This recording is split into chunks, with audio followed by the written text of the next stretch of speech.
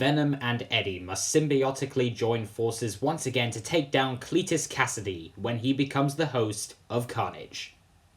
Another symbiote. I wasn't really excited for Venom Let There Be Carnage, but I was also really excited for Venom Let There Be Carnage. From the trailers, I knew we were basically gonna get the same thing as the first movie, which sucks because I really don't like the first movie. But this time, we have Carnage doing exactly what Venom should have been doing in the first movie, tearing ass through the city and eating everything in sight. Despite my expectations for this movie honestly being pretty low, I came out smiling. Is this movie great? No. But is it still entertaining and worth a watch? Yeah, I'd say so. If you liked the first movie, you'll be happy to know that the old married couple dynamic between Eddie and Venom is back. And considering that was one of the few things that I actually enjoyed about the first movie, I can say it was a welcomed return. Especially considering the movie doubles down on this so much that it basically becomes a romantic comedy. Eddie and Venom's dynamic is the best part of this movie by far. Their interactions are so cartoony and over the top that I just cannot help but love it, and Tom Hardy is really putting 100% into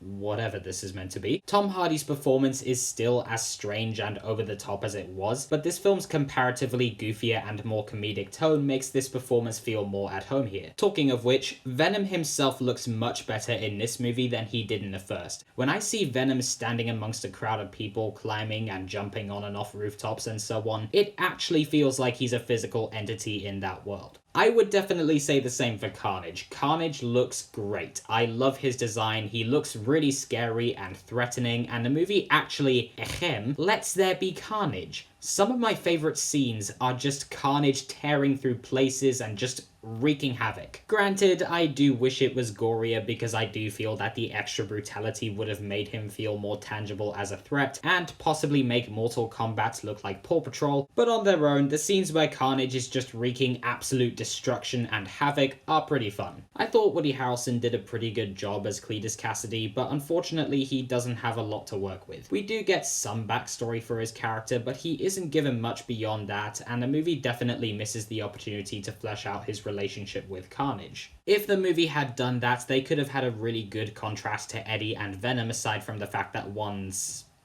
red. There's also this strange subplot involving Naomi Harris and this cop played by Stephen Graham, who's clearly just there to set up the next movie. Everything involving Naomi Harris's shriek is almost completely detached from the rest of the movie, and because the script gives her basically nothing to work with, the character and the performance just feel incredibly lacking. They also try to set up this Bonnie and Clyde / natural born killers relationship between Cletus and Shriek, but it just doesn't work because for most of the movie, the two aren't even together, and we never really have a scene that showcases their chemistry beyond a few reminders of their relationship. The movie definitely has some structural problems. I found the way this movie jumped between the different subplots to be very inconsistent and clunky, and there are a couple of subplots and scenes that just add nothing to the film, which surprises me considering this movie is only an hour and a half long. This movie is trying to further develop Eddie and Venom's relationship, Eddie's relationship with Anne, who's in this movie for some reason, introduce Cletus Cassidy and Shriek, develop their relationship, introduce Carnage on top of that, and then on top of that, set up the rivalry between Carnage and Venom. There's a lot going on, and it does feel pretty rushed. I really wish the movie had just cut out the weird Bonnie and Clyde subplot, gotten rid of Anne, fucking Dan, and the other pointless characters in this movie, and just focus on Venom and Carnage.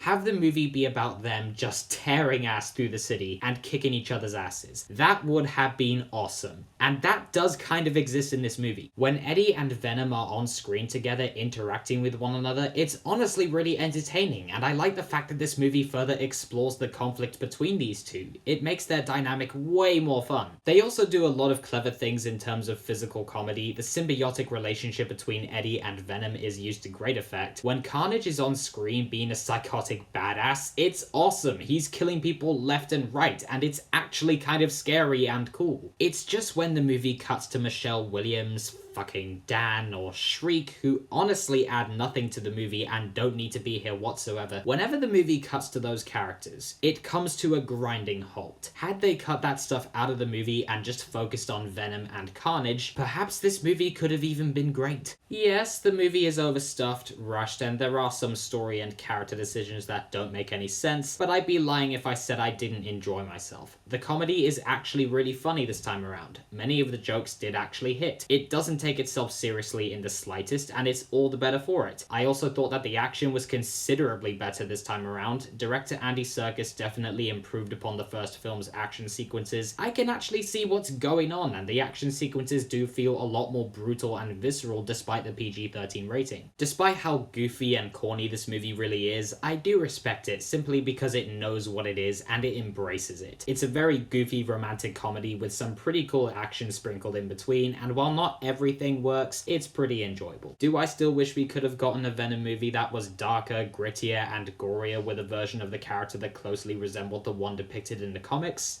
Yes, I absolutely want to see this movie, but judging by Venom Let There Be Carnage's success, and also the end credits scene, which by the way, seriously stick around for that, I can't see us getting that movie anytime soon. On its own, Venom Let There Be Carnage may still not be the Venom movie I hope to one day see, but it's a goofy, romantic comedy that despite its issues, I found myself enjoying, and at the very least, it was a better experience than the first movie. 7 out of 10. So that was my review of Venom Let There Be Carnage. I do hope you enjoyed this video. Thank you so much as always for watching. Before I go though, I would just like to ask you guys, what did you think of Venom Let There Be Carnage? Did you think it was good, bad, somewhere in the middle? Please leave your thoughts down below in the comments, and I will indeed see you guys in the next one. Until next time, live long and prosper, and may the Force be with you, always.